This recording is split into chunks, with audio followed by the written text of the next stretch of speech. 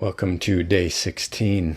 It's been a long day. I'm getting to this kind of late in the day, so I'm going to try to keep this somewhat short. It's a bit difficult to do a 27-day journey straight because sometimes you have other things going on and you got to record and then you have to edit and get it up there in time for people to be able to watch. So today I just got to cut it a little bit short. I've been trying not to do that. But this is the Hexatetraglyph. We take a 27-day journey across it, like a sacred pilgrimage, where each day we work with astrology and the tarot to inspire a journal topic and to explore the journal topic. That's what we do for the first 26 days. Each day we work with 3 tarot cards.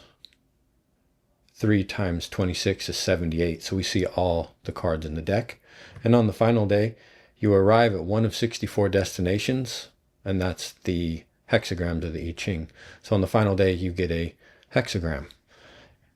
The hexagram you receive is based on the path that you travel. So each system has its own voice, runs separately but alongside one another. And they kind of feed off each other, but they don't overstep. If that interests you, I suggest that you go back and watch the first video in this series.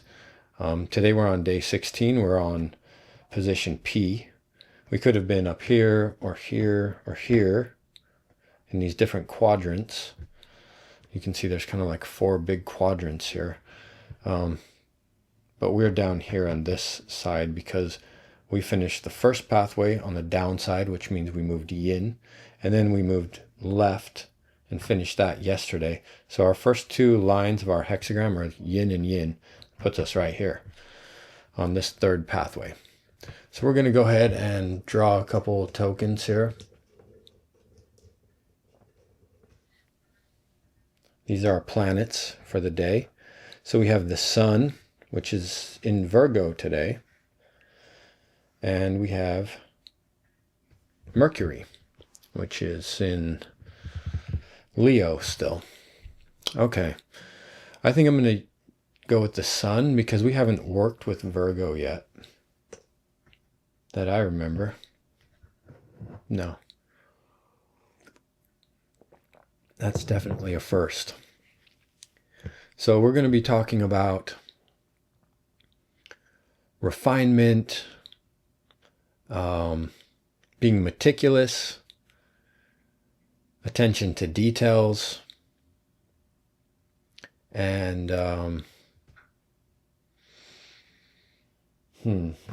let's just take a quick glance in this book, Carol Taylor Astrology. Like I said, I'm trying not to take too long here. Today, anyways. So, let's see. Okay, we're working with the sun. That's what we're doing. The sun in Virgo. Your life might revolve around the development of a craft with emphasis on skilled working and on a particular service. And let's take a look at Virgo as well.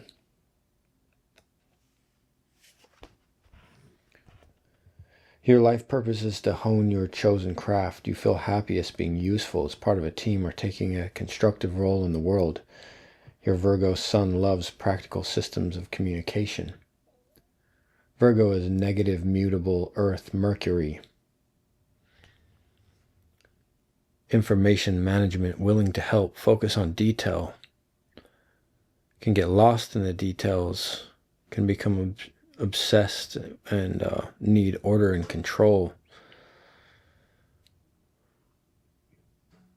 For Virgos, mind and body are linked. Regular exercise and healthy eating help you maintain effective mind-body balance. Perfectionism, emphasis on skill, dexterity, and technique. Establishing order. All right. I'm not going to pause for coming up with a journal topic today. If you'd like to do that, you can hit pause now and come up with your journaling topic. I think just because it's so late in the day, I'm just going to draw 3 cards. I would love to come up with a journaling topic and a spread, but I've had good success with kind of freestyling here. Is what I'll just say is I'd like to, I'll just say it as I pull the card. I would like to know where I've been missing some details in this process. What's something that I need to examine in greater depth? Okay. Wow. Okay. The Emperor card, that's powerful. What needs refining? In this process we've been going through, what needs to be refined more? Something that I personally can, hopefully that's going to make some sense to me, but I wanted to relate to the process and all of these different positions that we've traveled on and all the topics we've talked about. I need something that can be refined more. Okay, the 6 of Pentacles. And finally, what am I maybe kind of obsessing over too much? Spending too much energy on, and this is the negative side of Virgo. All right, you get the point. 3 of Wands. That's a tough card to connect with a little bit, but let's see. I know it's an Aries card, right? And look, the Emperor is Aries as well. So there's definitely an Aries connection. And we have Taurus here in the middle. I know that the 4 of, or the, yeah, no, it's the 6 of Pentacles is the moon in Taurus. That's the deacon or decan, depending on how you like to say it. All right, so I could study the Emperor to death. What comes to my mind is leadership, being a father, what was my father like and my grandfather's, that lineage, the I Ching history, the mandate of heaven, and Plato's philosopher king, comparing those to the tyrant. I like something Robert Moore said in one of his books. He talks about the high chair tyrant or something like that. The spoiled little baby narcissist who gets his way all the time and then becomes a man and thinks he still gets to be like that. And people like that, they think they're a king, right? I mean, we already see that in our politics in the United States. The tyrant king who acts like a little nepo baby, crybaby, screaming and crying all the time. Immaturity, big time.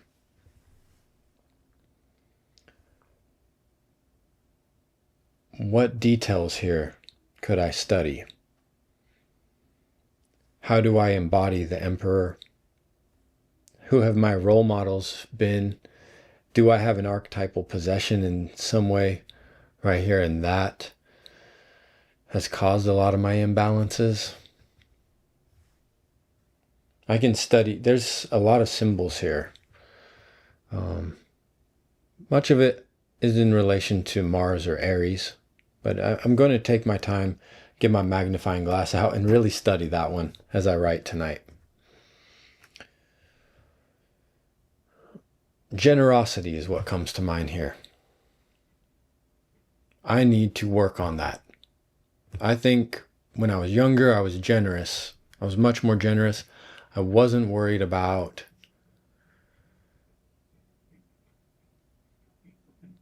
my financial well-being.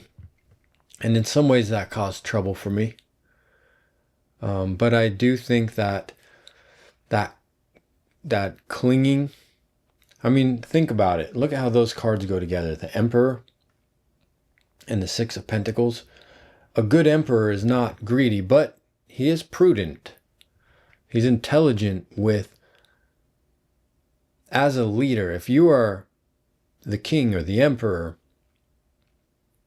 or the leader of a business, you have to be smart with the budget, because everybody's depending on you to make sure that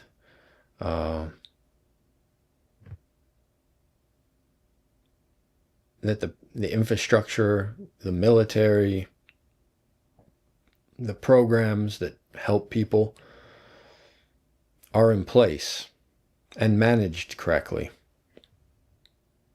But in doing that also is not to be corrupt and self-serving. It is to be generous, to have a big heart.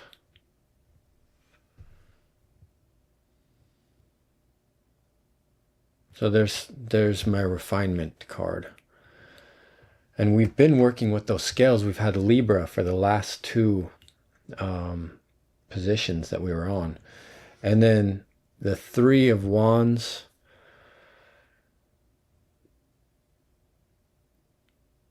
Something that comes to mind, I remember watching Susan Chang or Susie Chang. I can't remember if she likes to go by Susan or Susie. I don't know why I forget stuff like that. But she just did a podcast on that. I watched it a couple weeks ago, or a week ago or something. And the one thing I remember her talking about is, like, she sees this card a lot when there's preparations happening. So that's what's coming to my mind right now. No, actually, I remember two things. The other thing that she said I thought was really interesting is someone wrote in and told her they use this card when they're scrying. I thought that was so creative.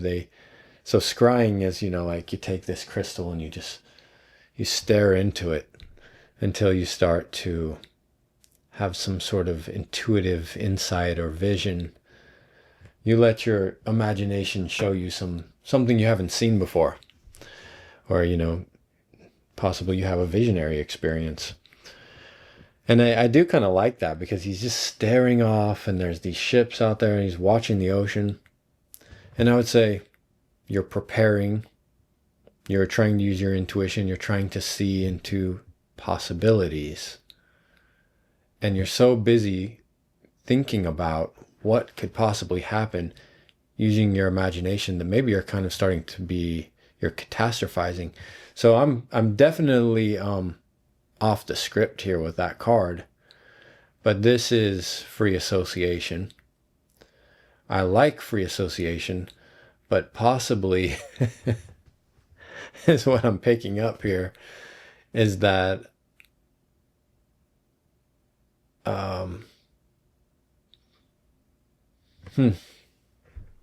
maybe I'm obsessive. Maybe I'm a little bit obsessive. Isn't that embarrassing? I'm over here using my oracle board, and then it shows me, "Hey, man, you're obsessing over here."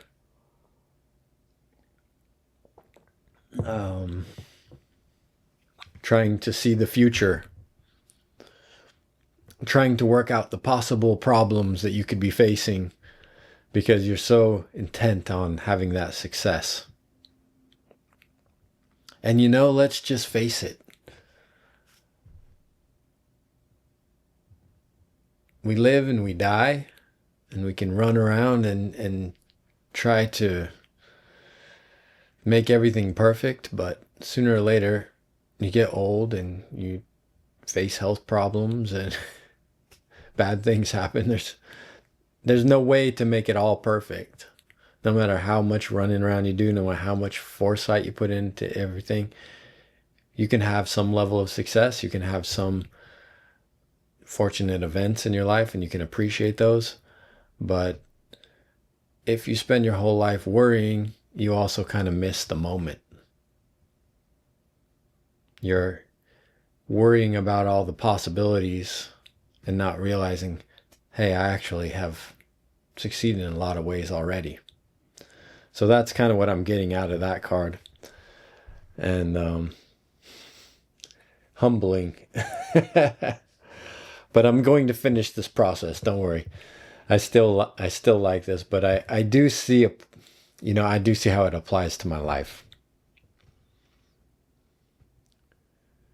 I think the military also taught me to plan a lot, constantly planning, obsessively planning. So there's probably a little bit of that in there too. All right, I hope that was helpful. I hope I kept it somewhat short today. We had a yang choice. We chose the sun in Virgo, and I really like that. I'm gonna put the Emperor card here on top so I can come back and study that tonight. When we make a yang choice, it goes at the top right corner of the board so that we can count those up later. So that's day 16, and I appreciate you joining me. We'll see you back here tomorrow. Take care.